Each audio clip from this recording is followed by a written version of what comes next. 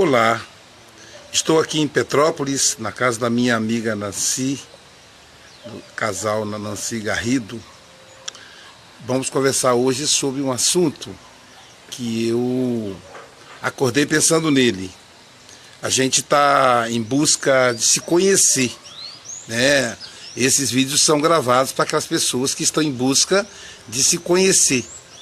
E um mecanismo para autoconhecimento. Bom dia, Rosângela, minha amiga Rosângela Cascado. Bom dia, Luana Lima. Bom dia, Alessandro Miranda. Bom dia, Dalgisa. Estou aqui em Petrópolis com uma turma veterana. Essa turma termina o curso de psicanálise agora em setembro desse ano. Então eles já são veteranos, já estão trabalhando.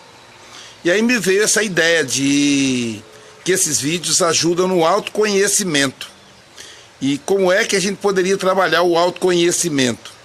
Então, eu vou fazer uma reflexão sobre a projeção, que é uma reflexão que é feita por Freud. Então, o que é projeção? Projeção é tudo aquilo que a gente percebe no outro e que nos incomoda. Existem coisas que as outras pessoas fazem. Bom dia, Luana Lima. Bom dia, Carlos Prete, de Colatina. Então, quando a pessoa diz a cidade, eu informo aqui. Olha que fundo bonito, olha o canto dos pássaros aqui. Isso aqui é um paraíso, né? Dentro de Petrópolis. Então, uma coisa que nos incomoda no outro, o Freud chama de projeção. O que é a projeção? Está dentro do complexo narcísico. É como se nós olhássemos no espelho e começássemos a observar todos os defeitos que temos. Só que ao invés de percebê-los em nós percebemos nos outros. Defeitos assim que nos incomodam, que é exatamente aquelas características que temos que nos incomoda. É claro que é muito difícil modificar os nossos próprios erros, os nossos próprios defeitos. Por isso projetamos nos outros, criando uma espécie de delírio, uma espécie de ilusão. Bom dia, Patrícia Guilherme, de Juiz de Fora.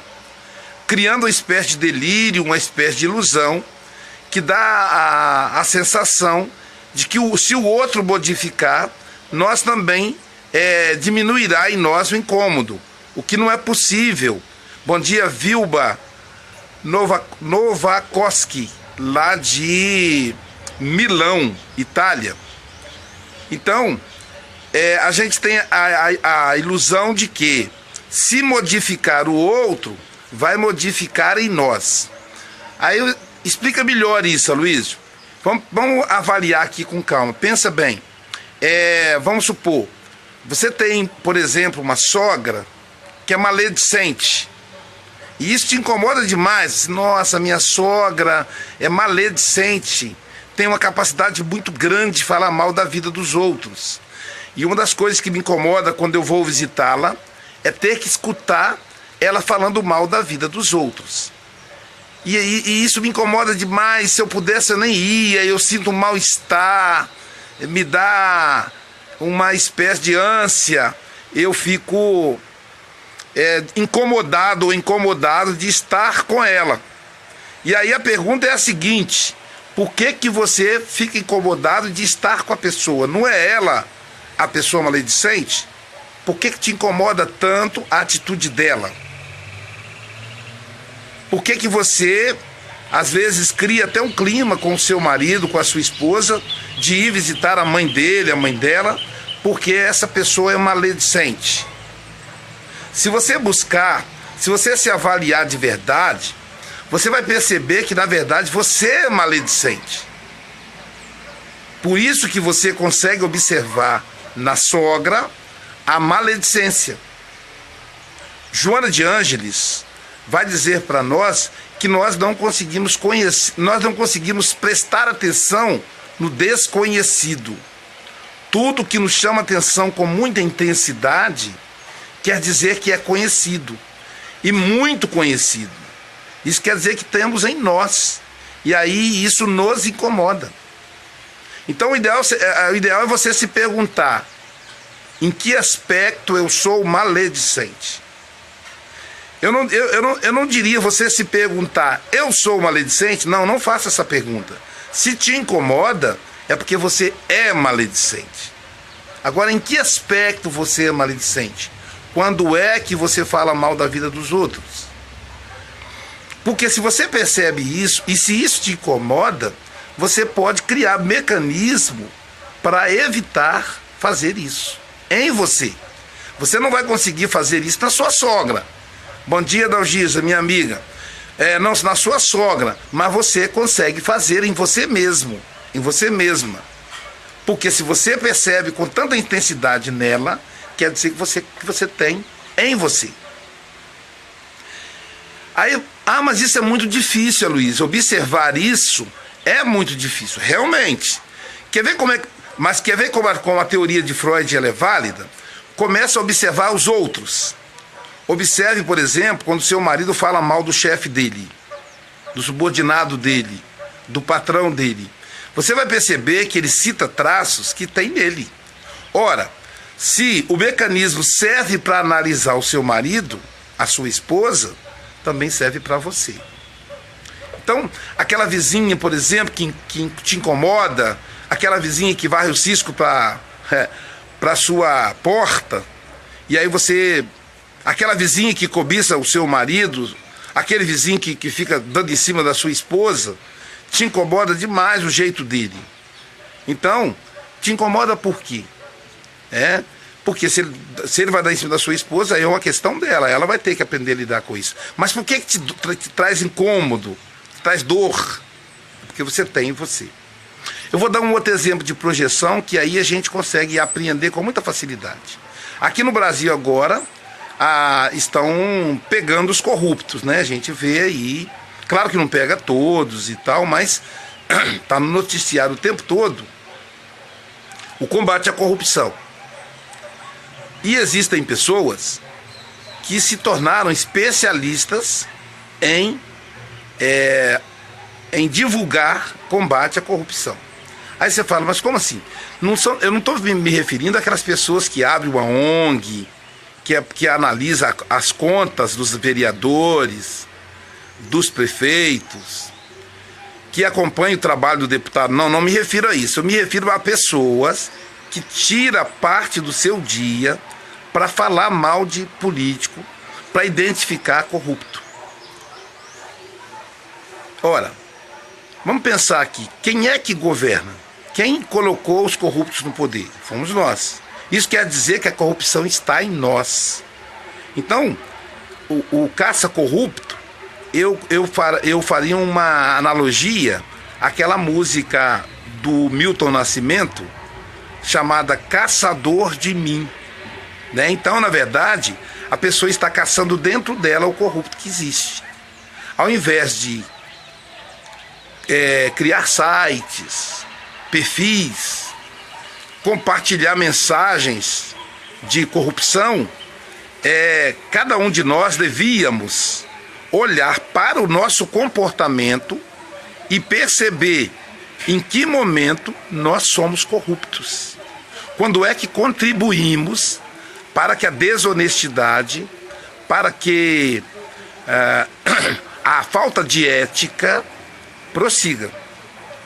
Eu tenho um outro mecanismo para a gente avaliar a questão da projeção. Então, tudo que percebemos no outro é porque nós temos em nós.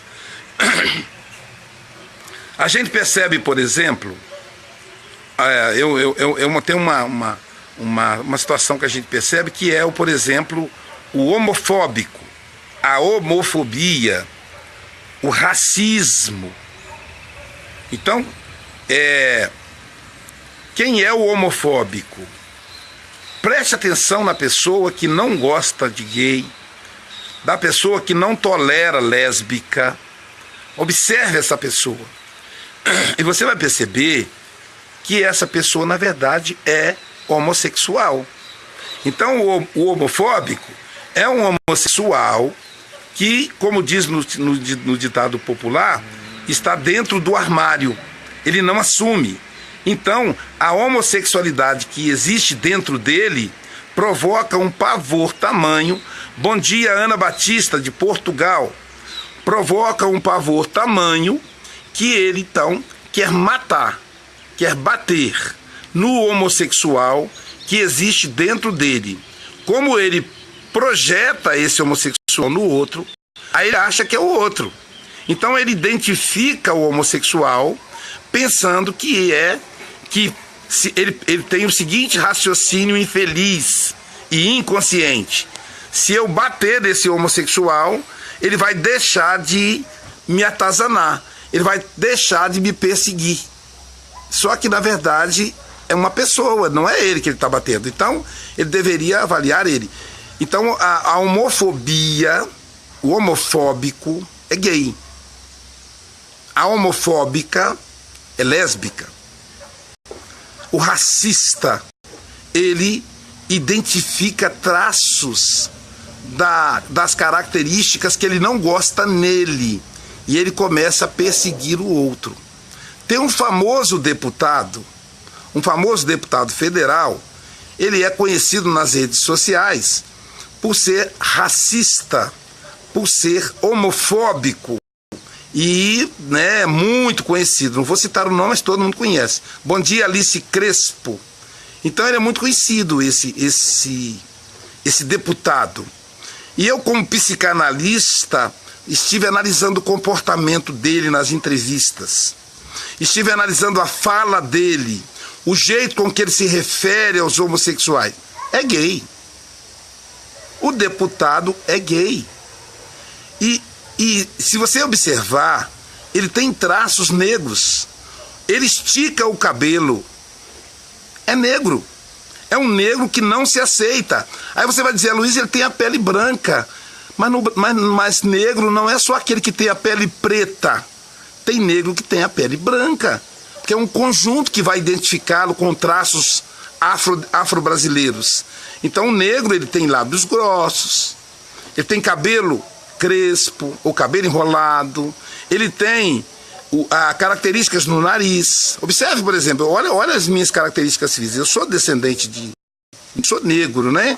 Então ele tem, é um conjunto, não é só a pele, a cor da pele é só um detalhe. Esse deputado, ele estica o cabelo, é negro.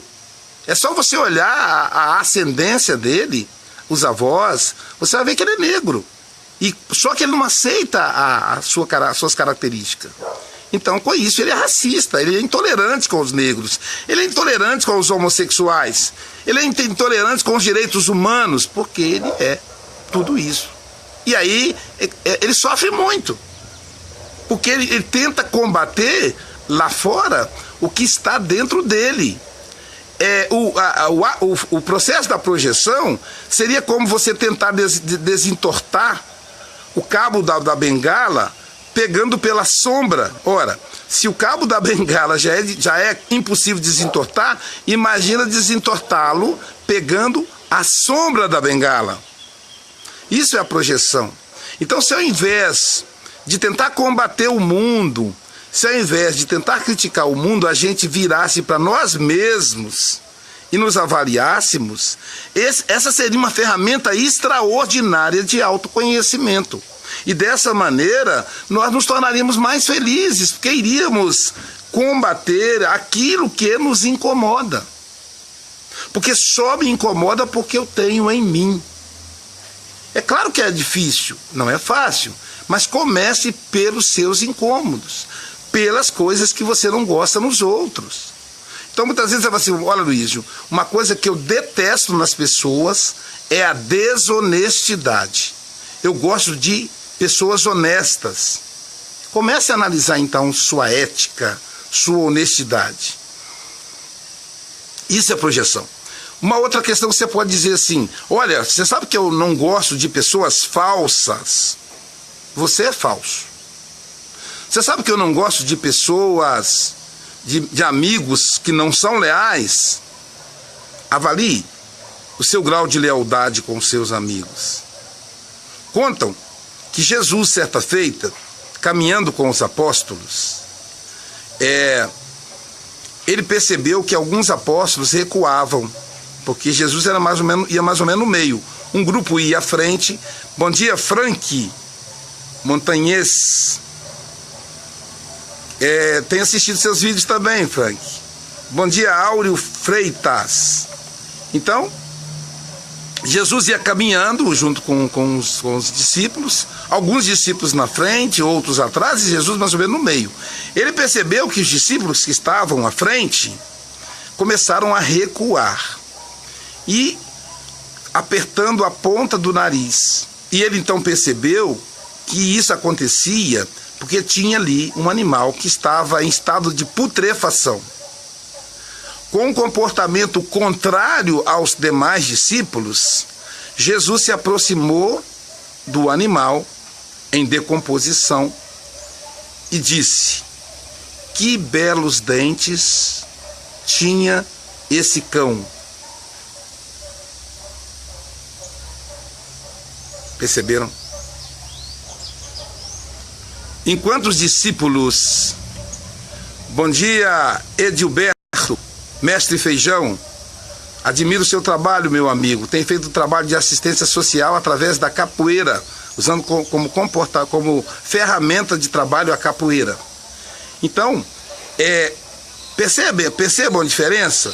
Enquanto os demais discípulos olharam no animal em putrefação, a podridão que eles tinham dentro de si mesmos, Jesus olhou a beleza que ele tinha dentro de si mesmo. As pessoas que se conhecem, as pessoas que se reformam, elas começam a observar nos outros a beleza, as qualidades. Porque todas as pessoas, todos nós temos qualidades inúmeras e defeitos também inúmeros. Então, o outro vai olhar aquilo que tiver chamando atenção dentro dele. Então, se eu olho para o outro qualidades, isso quer dizer que eu as tenho em mim também. Porque a projeção não vale só para os defeitos, ela vale também para as qualidades. Então, se eu observo com muita frequência qualidade nos outros, significa que eu as tenho em mim. É a projeção de Sigmund Freud. Observemos, então, o que temos de bom. Geralmente, aquilo que a gente admira nas pessoas, a gente tem em nós. Tem pessoas que dizem assim: o Papa Francisco tem uma característica belíssima. Ele é humilde, ele é simples. As pessoas que fazem essa observação é porque elas têm dentro dela a humildade e a simplicidade. E isso não as incomoda. Perceba a diferença? Isso não as incomoda, porque elas não precisam combater. Então elas olham para o Papa, se encantam com ele, e isso as alegra. Ao passo que, quando olhamos para uma pessoa que faz algo que não gostamos, nos incomodamos. Significa que temos que corrigir em nós. Enfim, amigos, espero ter contribuído aí para o seu sábado, com esse tema, projeção de Sigmund Freud. Agradeço a Nancy, ao Garrido, por estar nesse paraíso. Eu vou mostrar para vocês aqui algumas imagens, né? Desse belo espaço, né? A casa deles é um paraíso. Observe que coisa mais linda, né? Fora o fundo, os pássaros que fazem o fundo para o meu vídeo. Agradeço a eles, agradeço a Deus pela oportunidade da vida, né? Por estar aqui conversando com vocês. E dizemos assim: até a próxima. Um grande abraço a todos. Compartilha esse vídeo, ok? Se você gostou, compartilha, para que mais pessoas tenham acesso a essa informação e que através da ferramenta da projeção a gente possa se conhecer e dessa forma ser mais feliz. Um abraço.